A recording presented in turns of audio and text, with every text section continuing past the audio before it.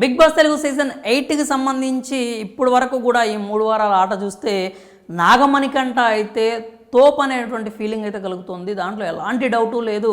ఇప్పటి వరకు నిఖిల్ అనుకున్నాం, కానీ నిఖిల్ని కూడా నాగమణికంట బీట్ చేశాడు. అది ఫిజికల్ టాస్కుల్లో అంటారా, లేకపోతే క్యారెక్టర్ వైజ్ అంటారా, లేకపోతే ఆట వైజ్ అంటారా, మాట వైజ్ అంటారా అంటే అన్ని రకాలుగా చూసుకున్నట్లయితే నాగమణికంట నిజంగా తోప్ అనే ఫీలింగ్ అయితే నాకు కలిగింది. రీసెంట్ ఎపిసోడ్ చూసినట్లయితే ఇప్పుడు మనకి వైల్డ్ కార్డ్స్ని హౌస్లోకి రానియకుండా వాళ్ళకైతే టాస్కులు జరుగుతూ ఉన్నాయి. ఫస్ట్ బాల్ టాస్క్లో వీళ్ళైతే ఓడిపోయారు. శక్తి క్లాన్ ఓడిపోయింది, కాంతారా క్లాన్ గెలిచింది.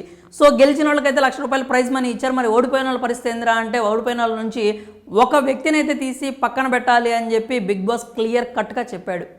ఎందుకంటే మీరు ఓడిపోయారు కాబట్టి మీరు ఆ మూల్యం చెల్లించుకోవాల్సిందే. మీ క్లాన్ నుంచి ఒక వ్యక్తి అయితే ఈ సర్వైవల్ ఆఫ్ ద ఫిటెస్ట్ అనే దానిలో పాల్గొనడానికి వీల్లేదు. ఇంకా అంటే అప్కమింగ్ రాబోయే 11 టాస్కుల్లో కూడా పాల్గొనడానికి వీల్లేదు అని చెప్పి క్లియర్ కట్గా చెప్పాడు. అప్పుడు ఏం చేశాడంటే, నాగమణికంట తనంతట తాను వెళ్ళి నిఖిల్తో నువ్వు ఎమోషనల్ అవ్వద్దు, ఇందాక బాల్ టాస్క్ నీ వల్లే లేట్ అయింది, నీ వల్లే పోయిందని చెప్పి ఎక్కువ నువ్వు మైండ్కి తీసుకొని పొరపాటును కూడా నన్ను నేను డ్రాప్ చేసుకుంటాను, వీళ్ళ నలుగురు ముందుకు వెళ్తారు, వీళ్ళ నలుగురు ఆడతారు అనేటువంటి పిచ్చి ఆలోచనలు అయితే చేయొద్దు. నీకెందుకు, నేనైతే వెనక్కి జరుగుతాను, నేను వెనక్కి తగ్గుతాను, మీరే ఉండండి, మీ నలుగురే ఆడండి ఆటని, మీరే ఆటను ముందుకు తీసుకెళ్ళండి, మీరే కొట్టుకొని రండి, మనకైతే టాస్క్లు అయితే గెలిపించండి అని చెప్పి ఎంతో మంచిగా ఎంతో హుందాగా నాగమణికంట తనని తాను వెనక్కి తగ్గించుకున్నాడు అనమాట. యాక్చువల్గా నాగమణికంట ఏది ఆలోచించినా ఏది చేసినా కూడా గేమ్ గెలవడానికి, గేమ్లో ముందుకెళ్ళడానికైనా మనం ఇన్ని రోజులు అనుకున్నాం. కానీ నాగమణికంట తనలో ఉండే ఎమోషన్స్ అన్నింటినీ కప్పిపెట్టేసి పైకి మాత్రం కొంచెం బెరుగ్గా ఉన్నట్టు, ఎవరితో కలవకుండా ఉన్నట్లయితే యాక్ట్ చేస్తున్నట్లుగా మనకు అనిపించింది అనమాట నిన్న రీసెంట్ సినారియోస్ చూసినట్లయితే.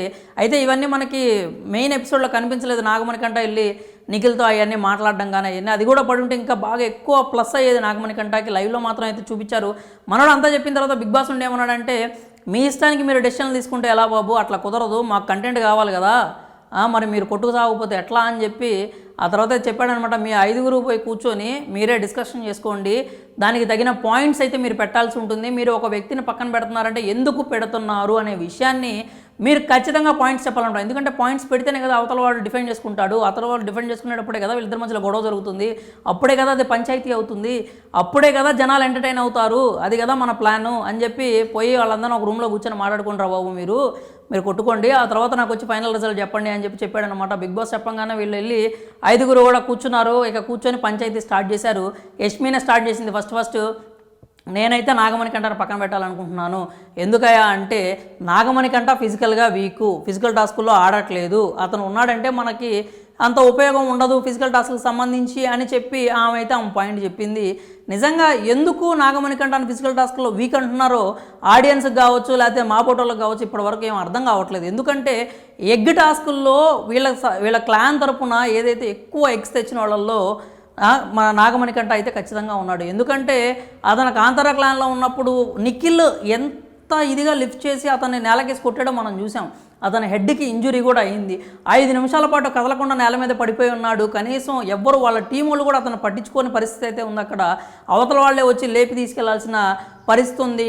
కానీ ఆ తర్వాత నేను టాస్క్లో కొనసాగుతాను అని చెప్పి ఫైట్ చేసి టాస్క్ ఆడిన వ్యక్తి నాగమణికంట. అలాంటి వ్యక్తి ఫిజికల్ టాస్క్లో ఆడట్లేదు అని చెప్పి ఎందుకు పదే వాడుతున్నారో అర్థం కావట్లేదు. మెంటల్గా వీక్ అనేటువంటి ఒక పాయింట్ అయితే తీస్తున్నారు. హౌస్లో ఉన్న వాళ్ళలో మెంటల్గా ఎంత స్ట్రాంగెస్ట్ పర్సన్ ఎవరైనా ఉన్నారంటే అది నాగమణికంట అని చెప్పాలి. మైండ్ గేమ్స్ ఆడే సోనియా కంటే కూడా నాగమణికంటనే మెంటల్లీ వెల్ ఫిట్ అనమాట. ఎక్కువగా ఆలోచిస్తాడు, ఏ విషయాన్ని మాట్లాడితే ఎంత దూరం వెళ్తుంది, ఎలా మారుతుంది అనే విషయం అయితే అతనికి క్లియర్ కట్ క్లారిటీ ఉంది. అతన్ని మెంటల్గా వీక్ అనే విషయం అయితే మనం ఖచ్చితంగా అనకూడదు. ఎమోషనల్లీ వీక్ అనొచ్చు, బట్ మెంటల్లీ వీక్ అంటానికి లేదు. అంటే ఎమోషనల్లీ అన్నా కూడా అతని సిచ్యువేషన్స్ వేరు కాబట్టి ఎప్పుడన్నా అతనికి అది ట్రిగర్ అయినప్పుడు అతను కొంచెం ఎమోషనల్ అవుతూ ఉంటాడు. అదేం తప్పేం కాదు, అందరూ మనుషులే కాబట్టి అందరూ ఆలోచనలు ఒకేలాగా ఉండవు. ఒక రకంగా ఆలోచిస్తూ ఉంటాడు, అతను కొంచెం వీక్గా అనిపిస్తాడు అప్పుడు మాత్రమే. అంతేగాని ఫిజికల్లీ వీక్ అనే మాటని పదే తీసుకురావడం అనేది హౌస్లో ఉన్న వాళ్ళకే మంచిది కాదు. ఎందుకంటే మీరు ఆ పాయింట్ తీసినప్పుడల్లా నాగమణికంట గ్రాఫ్ జుయ్యం లెగుస్తుంది పైకి.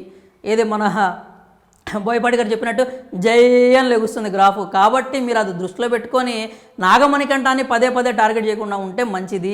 నాగమణికంట అయితే తన ఎఫర్ట్స్ పెడుతున్నాడు, నిజంగా బాగా ఆడుతున్నాడు, అతని గ్రాఫ్ భయంకరంగా పెరిగిపోయింది. నెటిజన్స్ కావచ్చు, ఆడియన్స్ కావచ్చు, అందరూ కూడా నాగమణికంట గురించే అతనికే సపోర్ట్ చేస్తూ ఉన్నారనమాట. ఇక తర్వాత సోనియా చూస్తే ఏదో కొంచెం బాగా ఎక్కువ ఆలోచిస్తుంది, బాగా ఏదో క్యాలిక్యులేట్ చేసిద్ది అనుకుంటే సోనియా కూడా సేమ్ పాయింట్ చెప్పింది. ఫిజికల్ టాస్కుల్లో వస్తే నాగమణికంటతో కష్టం అని చెప్పి, పృథ్వీ చూస్తే పృథ్వీ అదే చెప్పాడు. స్పెల్లింగ్ టాస్క్ వస్తే నువ్వు బాగా ఆడావు, బట్ ఫిజికల్ టాస్క్లు వస్తే నీతో అవదయ్యా అన్నట్లుగా. ఓవరాల్గా చూసుకున్నట్లయితే నాగమణికంటని ఫిజికల్లీ వీక్, ఫిజికల్ టాస్కుల్లో వస్తే నువ్వు ఆడలేవు అని చెప్పి పక్కన పెట్టారు. కానీ నాగమణికంట ఖచ్చితంగా డిఫెండ్ చేసుకున్నాడు. ముందు తనను తాను పక్కన పెట్టుకోవడానికి రెడీ అయిపోయిన వ్యక్తి యష్మి చెప్పిన పాయింట్స్లో అయితే ఖచ్చితంగా డిఫెండ్ చేసుకున్నాడు. ఎందుకంటే ఆ పాయింట్ చెప్పొద్దు, నేను ఫిజికల్లీ వీక్ కాదు, ఎగ్స్ నేనే ఎక్కువ తెచ్చాను అనే పాయింట్ని చక్కగా పెట్టాడు. చివరికి మాత్రం అతను కన్విన్స్ అయ్యాడు. ఎందుకు అంటే క్లాన్ కోసం కన్విన్స్ అయ్యాడు, వాళ్ళ ఆట ముందుకెళ్ళాలని కన్విన్స్ అయ్యాడు.